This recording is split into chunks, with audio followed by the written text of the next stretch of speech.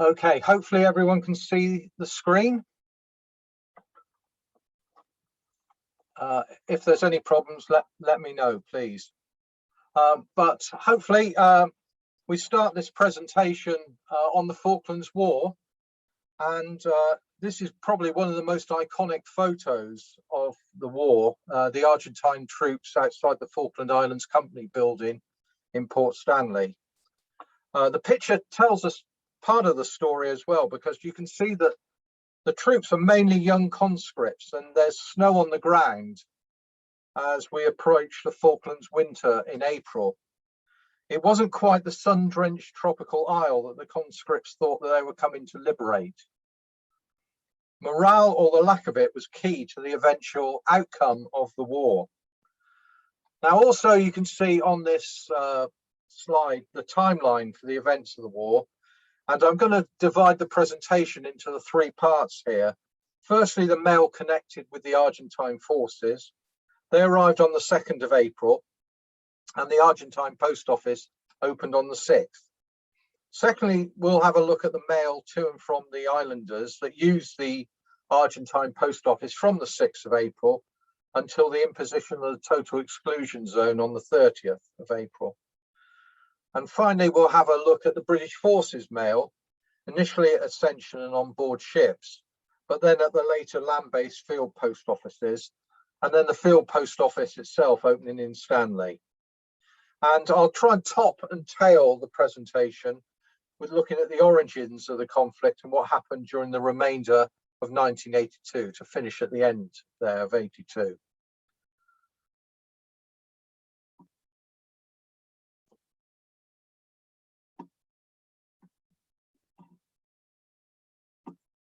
Sorry, just trying to get it to move on, which is not doing very well.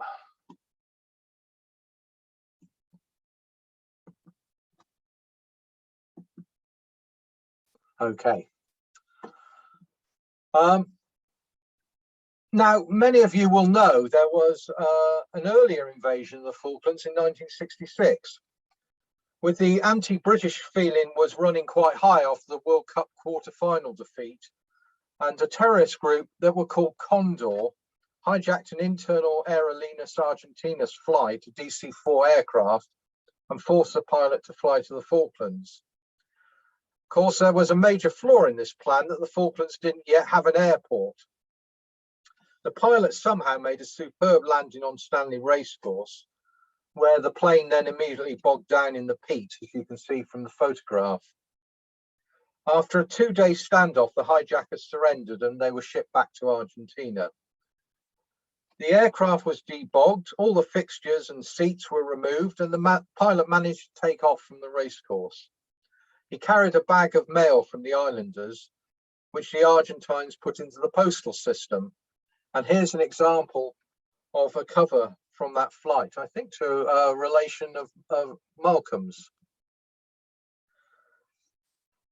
Now, the 1970s were a tale of Britain not showing very much interest in the Falklands, and Argentina having a huge influence over the islands.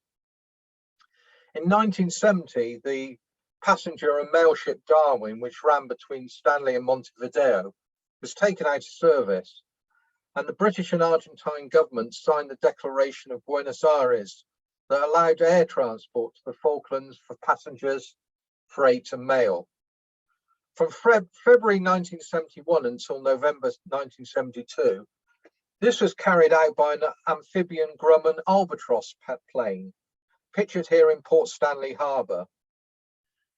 It was certainly an interesting experience for the passengers, as you can see under the wing on the left-hand side there, the jet-assisted takeoff rockets. Shown is also an airmail cover from January 1972, annotated Pair Albatross to Hubert Wilson Limited.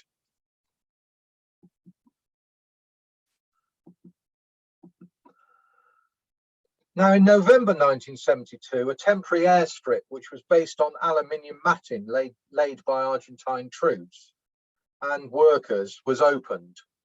It was 800 meters long, and the mail on the first flight of 15th of November 1972 received a special cancel and cachet. You can see the extensive passenger terminal, actually a Nissan hut for passengers and mail handling the Argentine flag was there. It's flying alongside the Union Jack, and you can see several members of Defence Force and civilians and Argentines around. And there's a flight ticket there as well.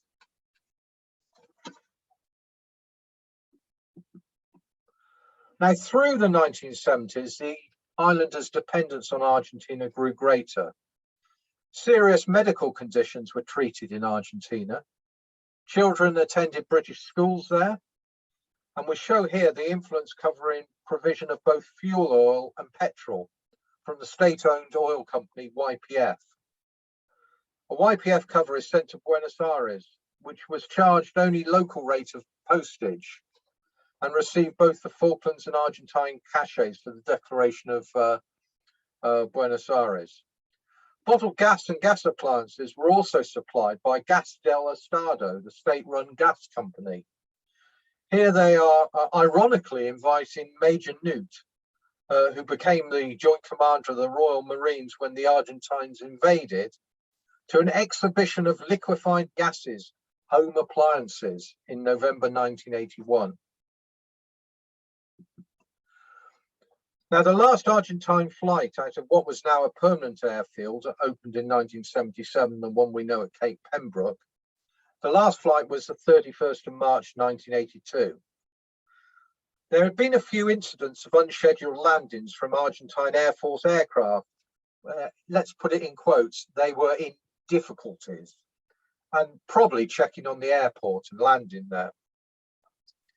Here is an official envelope from the Agricultural Department back to the UK that was on that last flight with the Port Stanley cancel of the 30th of March. On the 31st of March and 1st of April, local mail was cancelled and either left in the PO boxes in Stanley or flown by the settlements by the government air service planes. Airmail was cancelled with the Port Stanley cancel, but was held in mail bags ready for the next Argentine flight. However, on the 2nd of April, in the early morning, the islanders awoke to see a lot more of the Argentines, troops fighting a battle with the Royal Marines for several hours around Government House before an eventual surrender, with the Marines heavily outnumbered.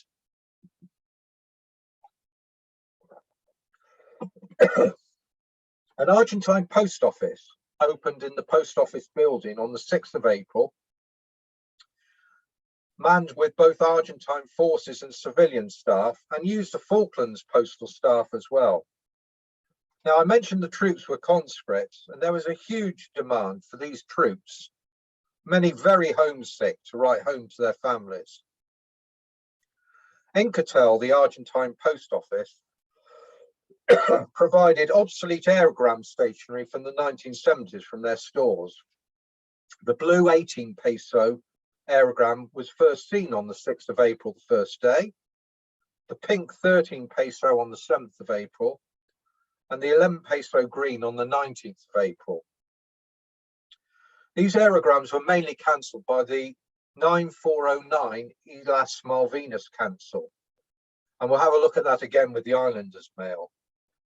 Now, as the conflict progressed, stationery became much more scarce. Encatel printed several types of new aerograms, seen here at the top right, and also provided items such as unused first aid covers, this one from Ispama 1981. These were supplied for the troops to use as well.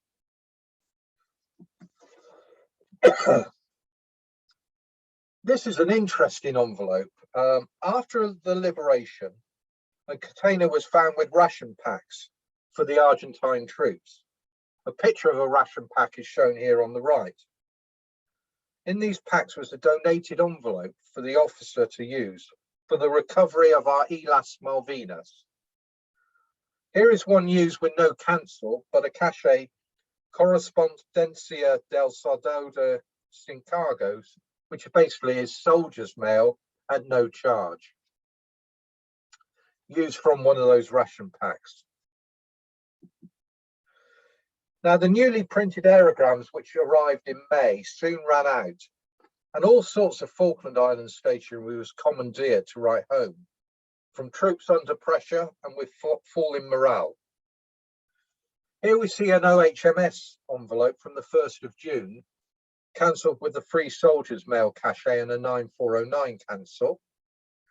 Bottom right is a post office telegram envelope used on the 4th of June, again with the Soldiers Free Mail cachet. And finally, bottom left is an aerogram used on the 27th of May. The aerogram of the 27th of May didn't provide enough space for all the writing home from Roberto Burgos of the 10th Infantry Division. So within the aerogram itself, and I know you're not meant to put any enclosure in an aerogram, but he did, there's both a telegram form dated the 25th of May and a postcard dated the 26th of May. So you can see all sorts of stationery being used. There was a lot of inward mail from families desperate to contact their loved ones with the highly erratic mail service. You can see many items, as this one is, which were sent registered post with the Encatel registration label. The family had even used a red ribbon to presumably make this a very noticed envelope. The recipient was Ensign Reuben Scacchi of the 2nd Group Air Traffic Control. That was a radar group based at Stanley Airport for the whole of the conflict. The envelope could also contain letters, pictures, and even pressed flowers. Now, of course, most of the Argentine troops were based around Port Stanley and on the rest of East Falkland, where most of the serious battles took place. However, the Argentines did have troops on West Falkland, but finding mail to and from the West and identified as such is very difficult. Here is an example top left of inward mail to the medical unit Compañía de Sanidad, the 3, which was sent on the 7th of May.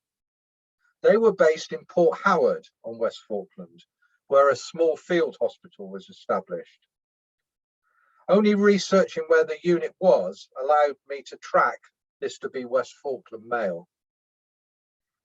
Bottom right is an envelope sent from Eduardo Roque from a unit of the 8th Infantry Regiment, based as written on the reverse of the envelope, Bahia Zorro Oeste, otherwise Fox Bay East on West Falkland. A special Soldiers Free Mail cachet in red is known use from this unit.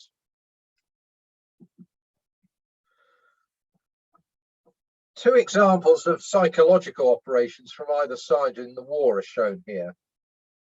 On the left is a safe conduct pass. Now, the late Ian Strange on the 3rd of June said, "Our diary made special mention that about 6 AM, a low-flying aircraft had been heard passing over the back of the town, and we connected this with propaganda leaflets being dropped over Argentine positions." This is said to be the leaflet dropped by British PSYOPs. It tells Argentine troops to lay down their weapons, hold up this pass, and move forward to the nearest member of the British forces. The large notice on the right was how the Argentines put pressure on the locals. It was retrieved from a building in Port Stanley at the end of the war. It translates to say, under military jurisdiction, violators will be punished by the Command War Council. There was a huge volume of mail from Argentine citizens writing patriotic mail, generally to the troops on the islands. Here is an example sent to the governor for the Malvinas, General Menendez, pictured here on the right with General Galtieri when he visited the islands. In this example of mail sent with the Buenos Aires meter cancel of the 15th of April, the person writing the letter stated, "I do not have any physical impediments, and if you think fit, I can settle in the islands to work or defend them, and perhaps in time create a family there." School children also wrote to soldiers of my country, and this mail was distributed around the troops to try and boost morale. The colourful envelope on the left was sent with the Buenos Aires meter cancel of the 11th of May to Puerto Argentino, the name for Port Stanley on the Islas Malvinas. You can also see another example, but with a slogan cancel saying the Malvinas are Argentinian, sent to an Argentine soldier. This is a very scarce piece of propaganda mail, and it was sent to the priest at St Mary Roman Catholic Church in Port Stanley. It is addressed to the people of Malvinas and was sent by readers of an Argentine magazine who were asked to put stamps on it and post it. The message reads, "This is addressed to you who live in the Malvinas, you who speak English, you who love peace and freedom as much as we do, you who live in the islands that were taken away from us by force in 1833, and that today we are happy to reclaim." The only problem was that the priest said he only received 6 of these items through the post. The picture, by the way, was a stock photograph of Anita Lee, a Falklands girl at the time, holding a lamb.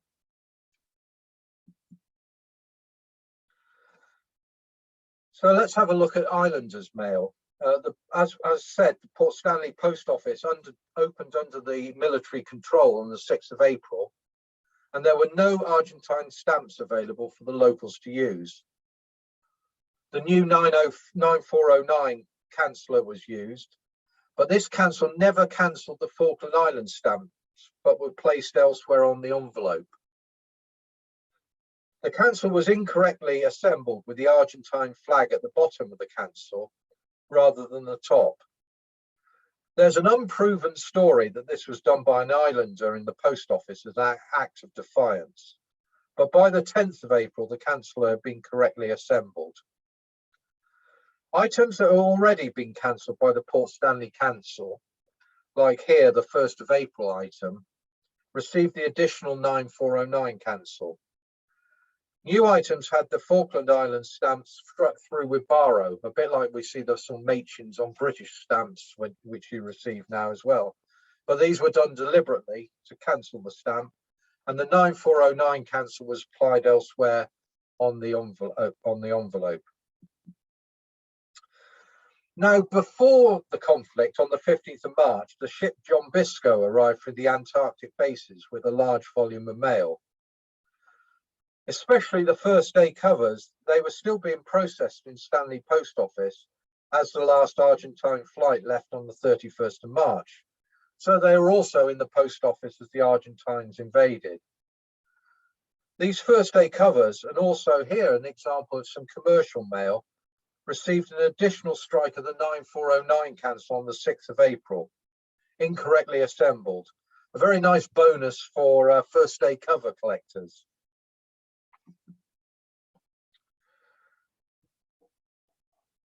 By the 8th of April, Argentine stamps had arrived at the post office, and they started to be used on Islanders Mail.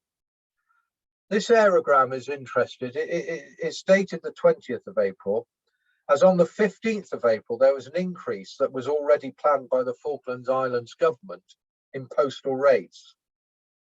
This aerogram changed from 11p to 14p, and there was an exchange rate of 2,000 pesos equal 10p. So for 14p, it had to be 2,800 pesos in total. And you can see it is. There's a 9409 cancel, obviously cancelling the stamps this time. The son of the sender of this air letter was Peter Coots. And here is his Argentine identification card, issued the 26th of May, 1982, with the cachet of the military governor of the Islas Malvinas. Also a visitor's card for the daughter as well.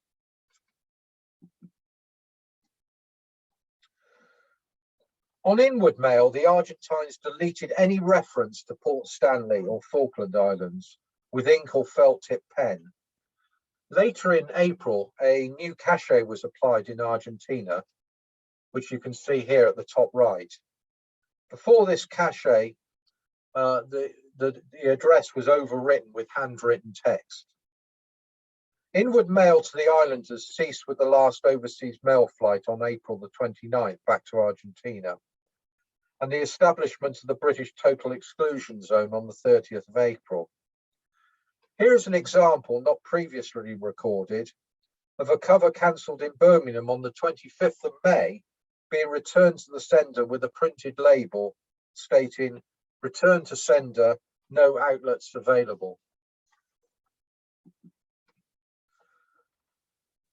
Now let's turn to the mail from the British forces from the start of the campaign. Key to the British success was establishing a forward base for logistics at Ascension Island. Ascension Island was leased to the US Air Force with a long runway at Wide Awake Airfield. On the 10th of April, Sergeant Gardner from the 2nd Postal and Courier Regiment of the Royal Engineers arrived on Ascension to set up the post office, which operated from the airfield. He brought with him £700 of classified mail, including this OHMS cover on the left, to the new mobile meteorology unit, which was staffed by reserves from Bracknell Met Office. This cover was sent via a Foreign and Commonwealth Office bag. Also shown is an aerogram sent on the 20th of April to the Mobile Met Office at the 15.5p Air Forces mail rate. The sender commented, "I somehow doubt in your wildest dreams you expected to be at Wide Awake, especially on a real operation."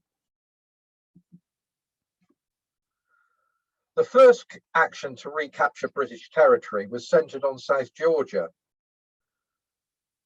It managed to provide a bay for troop transfers from the liners operating in troop ships, and that's why the recapture of South Georgia was very important. The troop ships could go down there and transfer over for sailing into the waters around the Falklands. As an interesting aside, trapped in a hut away from the Argentine troops, which were based around Grytviken, was Cindy Buxton and Annie Price, filming for the Anglia television wildlife programme Survival. They had visited Grytviken in late March, and they left this letter, which was cancelled the 27th of March by a canceller used on only 60 covers before being thrown into the sea by Postmaster Robert Headland when the Argentines invaded. He and the mail was taken back via Argentina, and this envelope was delayed in sending until May 1982. Cindy Buxton and Annie Price were joined by some escapees from the British Antarctic Survey Base at Grytviken, and they were eventually rescued by a helicopter from HMS Endurance on the 30th of April.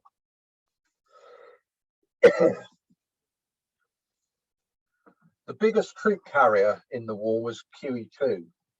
She sailed from Southampton on the 12th of May 1982 with 3,300 men aboard, including 4 men from the 2nd Postal and Courier Service. They set up a forces post office in the ship's library and had an FPO 941 canceller. Here it is used on the 25th of May 1982 on crew member Senior Engineer Bellows, using stationery left on board from previous crews. On the return journey, there was no on-board post office, so mail was transferred to other ships and received a cancel in London, such as this 8th of June aerogram from baker confectioner Bob Bantock on board QE2. This is scarce recorded delivery and registered mail sent from QE2, the only ones documented to date, although there's always likely to be some more emerging over time. On the register cover, you can see the handwritten FPO 941 registration label and the FPO 941 cancel on the 21st of May 1982. It's sent to a Flowers by Post service in Guernsey, used by forces personnel to send roses and other flowers to loved ones. This registered envelope was sent by Duffield of the 10th Field Workshop That landed at San Carlos on the 3rd of June. It was sent with no postage paid. It should have been 15.5p, but a £1 registration fee, a 90p envelope uprated by 10p. The recorded delivery envelope is sent at the force's 15.5p rate, plus an 18p recorded delivery fee, and it's cancelled the 20th of May 1982 as the QE2 steamed south. She returned to the UK on the 11th of June. HMS Hermes was the flagship of the task force, sailing some 3 days after the Argentine invasion. She carried 16 Sea Harriers, 10 Sea King helicopters, as well as a troop of SAS and Royal Marines. You can see a photo of what was called a steel beach party as she steamed south across the equator to battle. The cover has an education officer HMS Hermes cachet dated the 30th of May to Mr. Hepworth at Lloyd's, thanking him for his letter that will be published in the ship's newspaper. It took a while to reach London, being cancelled with the Maritime Mail cachet of the 20th of June. Of course, there were some tragic losses of ships, and here are examples of mail from 2 of them. The first was HMS Coventry, a Type 42 destroyer built in 1978. She provided missile defence to the task force, but she was isolated after the loss of HMS Sheffield and damage to Glasgow, and was attacked by 3 bombs from Argentine Skyhawks on the 25th of May, and she sank with the loss of 19 lives. Here is a mail from HMS Coventry with a HMS Coventry Falklands cachet, cancelled with a London Maritime Mail cachet of the 8th of June. The other cover is from the master of RFA Sir Galahad, a round table class landing ship logistics vessel. The cover is to ABC Equipment, and you might know Fred Booth involved with that, but they also supplied T-shirts and clothing to the troops. On the 8th of June, the date this cover was received in London, Sir Galahad was preparing to unload Welsh Guards in Port Pleasant. She was attacked by 3 Skyhawks and 2 bombs set her alight. 48 soldiers and crew were killed by explosions, and the fires were seen in dramatic film and photographs shown around the world. This is an interesting aerogram for a couple of reasons. It's written by Sergeant Jones of 2 Para. They led the assault on Goose Green on the 28th and 29th of May. The aerogram details the mail arrangements by saying, the reason for the scribble is the mail is coming back on Intrepid in the next 5 minutes. Mail was transferred from ship to ship and carried back to Ascension on board tankers and resupply ships. Besides the mail arrangements, the aerogram is interesting because it carries a previously unrecorded red triangular received from ships postage paid in red, alongside the London IS packet cancel number 8, dated the 26th of May. Now, you might remember that we left the FPO 941 canceller aboard QE2 as she reached South Georgia. The Postal Service personnel on the canceller transferred from QE2 to Canberra on the 28th of May. They then transferred again from Canberra to HMS Fearless on the 2nd of June to establish a distribution centre and post office for ship and land mail around San Carlos and Ajax Bay.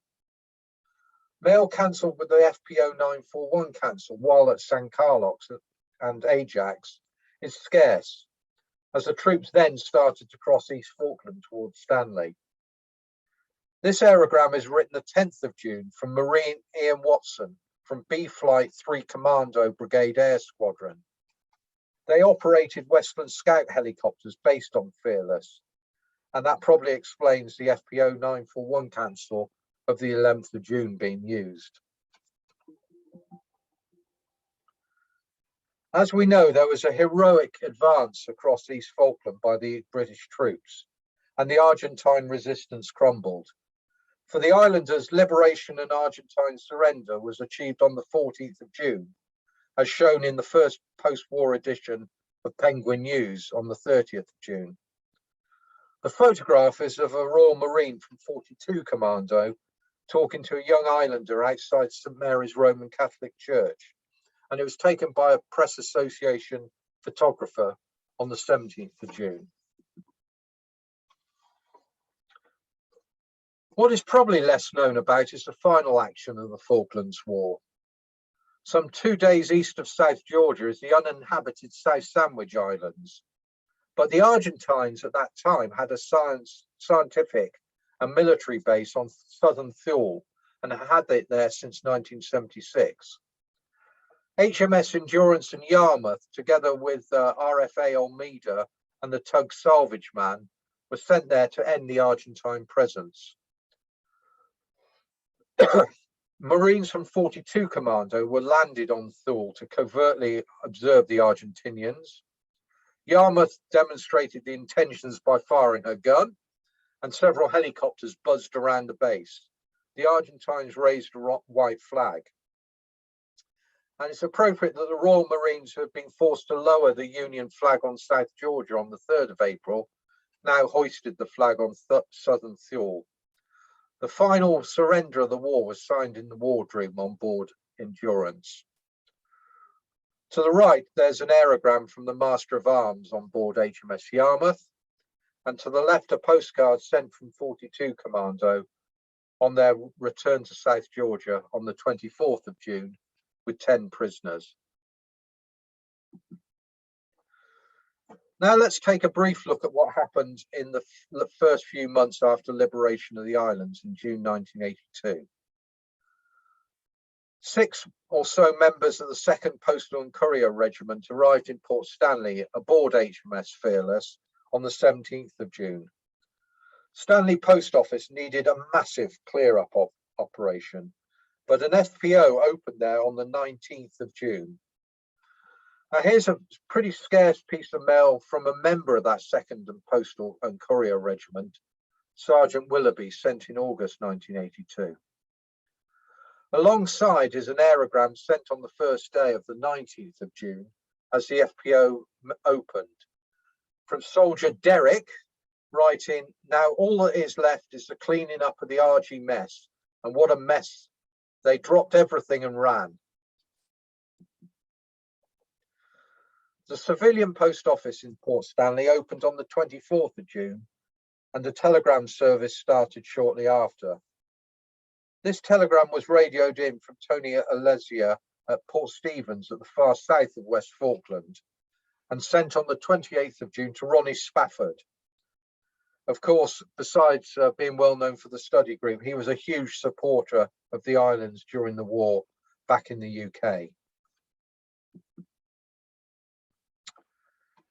Now, this is a unique item. On the 23rd of May, RAF Harriers bombed the grass airstrip at Buenos Head on West Falkland. Now, Tim Miller, a well-known islander and sheep farmer, came out of his house and was hit by shrapnel, losing the sight in one eye. It took him 3 weeks to get to the hospital ship SS Uganda off Port Stanley for treatment. The letter to the left is from the officer that commanded the Harrier Squadron, Harrier No. 1 Squadron, Peter Squire, to Tim Miller on board Uganda. The handwritten envelope is marked by the post room NOB, not on board, and Civvy ashore, as Miller had left Uganda for his parents' house in Stanley after treatment. The letter was placed in the brown OHMS ambulance envelope, marked ex-casualties, and receiving a nice not on board Uganda cachet. The envelope entered the civilian mail system and received a Port Stanley cancel of the 28th of June. This is an interesting aerogram. Firstly, it was sent by a Falkland Islander who was actually part of the task force. Peter Betts sailed south on RAF Tidepool after joining the Merchant Navy in England. He joined them in 1977. He's sending news of the birth of his son to Graham Bound. Again, many of you will know Graham, who was at the time editor of Penguin News. In total, 10 islanders served in the task force. Now, this aerogram is marked in pen, care of HDS, which is the helicopter delivery service, ferrying supplies and mail from task force ships off Port Stanley to the force's post office. Meanwhile, the field post office remained open at Ascension Island, important even after the conflict for logistics and mail. There they employed an FPO 777 cancel. Here it's seen being used in black on forces air letters sent at forces rates.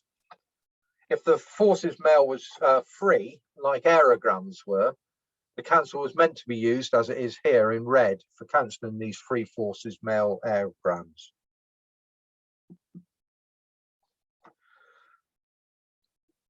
You may have heard of a very interesting part of the mail service to and from the Falklands in August 1982. Stanley Airfield had been temporarily repaired after the Vulcan bombing attack during the war, but needed permanent repairs and lengthening. And that took place for 2 weeks from the 15th of August. During that time, Hercules flew from Ascension and dropped mail from the islands, from the aircraft. Now, the addressee here, Ian Strange, added his own artistic airdrop cachet to this envelope, as no official cachets were used. Now, having dropped the mail for the islanders, extraordinarily, the Hercules would then come round trailing a grappling hook and fly very low and grab a mail bag slung between 2 poles, a bit like the old railway TPO system. Despite the Heath Robinson nature of the arrangement, it worked really well. Here is an aerogram snatched by the system, which again had a private arrival date cachet. It must have been picked up during that snatch mail time. But again, there were no official cachets used.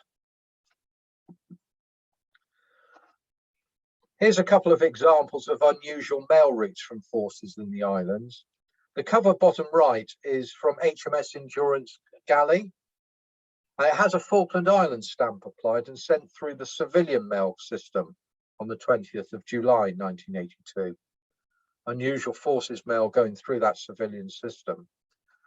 The cover top left is from the mobile Met unit. It moved from Ascension to a base at Stanley Airfield. Rather than sending this cover back into Stanley Town and through the forces mail system, it was simply handed to an aircraft pilot and put into the post at Ascension Island, receiving the FPO 777 cancel of the 10th of August.